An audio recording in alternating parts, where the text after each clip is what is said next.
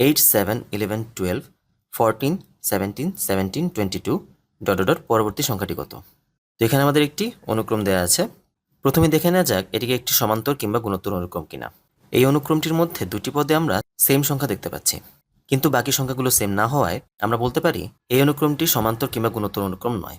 কারণ এখানে 7 থেকে 8 বিয়োগ করলে আসে -1, 11 থেকে 7 বিয়োগ করলে আসে 4, 12 থেকে 11 বিয়োগ করলে আসে 1, 14 থেকে 12 বিয়োগ করলে আসে 2। অর্থাৎ বিয়োগফল মিলতেছে না এবং বিয়োগফলে কোনো প্যাটার্নও দেখা যাচ্ছে না। তাই এখন দেখা যাক এই অনুক্রমের জোড়তম পদগুলোতে এবং বিজোড়তম পদগুলোতে কোনো প্যাটার্ন দেখা যায় কিনা। এখানে বিজোড়তম পদগুলো হচ্ছে 8, 11, 14, 17। 11 থেকে 8 বিয়োগ করলে পাই আমরা 3, 14 থেকে 11 বিয়োগ করলে পাই আমরা 3, 17 থেকে 14 বিয়োগ করলে পাই আমরা 3। আবার জোড়তম পদগুলোর মধ্যে আমরা দেখতে পাচ্ছি 7, 12, 17, 22।